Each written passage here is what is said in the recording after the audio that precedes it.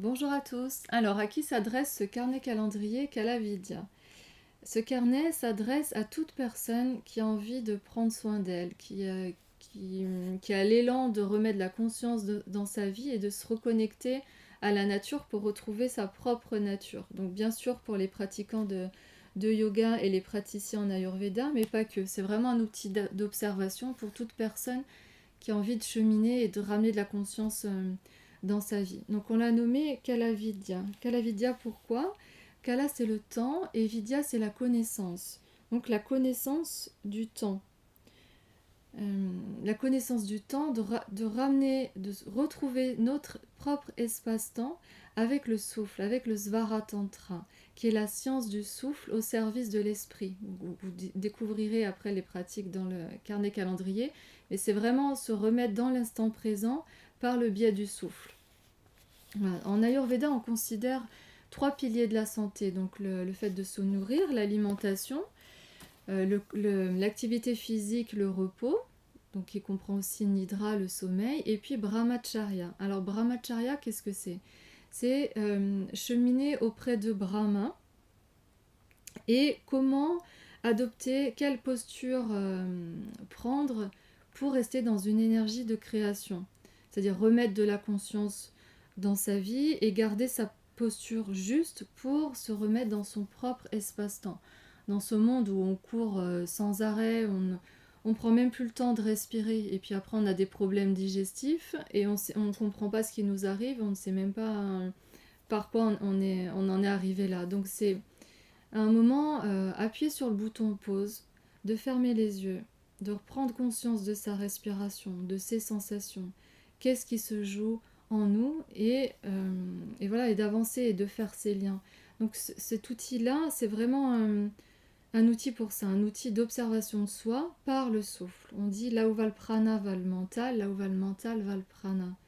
Donc c'est un moment revenir à son souffle pour aider à lâcher l'esprit et à revenir à soi, à la pure conscience de soi, sans se laisser embarquer par le mental, les émotions ou tout ce qui peut nous traverser. Alors attention, je ne dis pas qu'il faut les repousser, mais c'est les observer et ne pas se laisser embarquer par tout ça. Voilà, revenir à l'instant présent et le souffle, pour ça, c'est un super outil pour ça.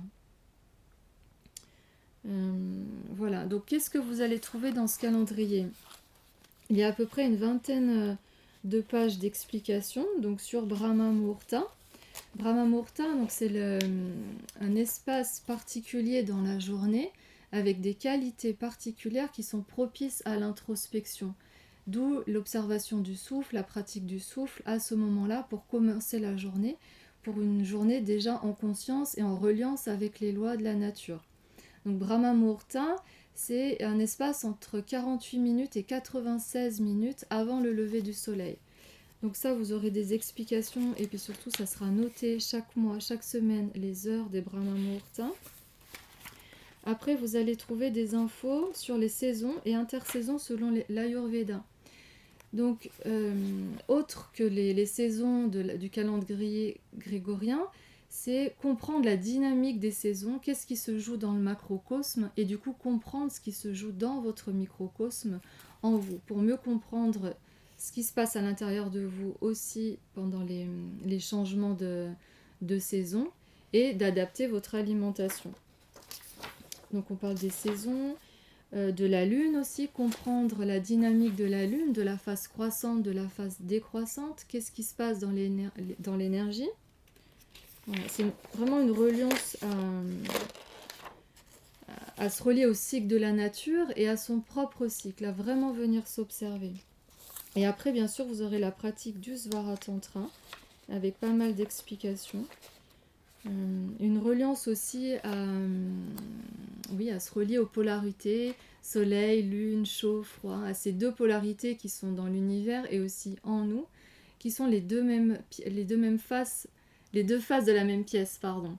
Et voilà, on a autant besoin de l'un comme de l'autre, donc c'est aussi se relier à ça, au soleil, à la lune, au chaud, au froid, au masculin et féminin, pour rééquilibrer, et notre corps a besoin des deux pour maintenir son équilibre et son homéostasie.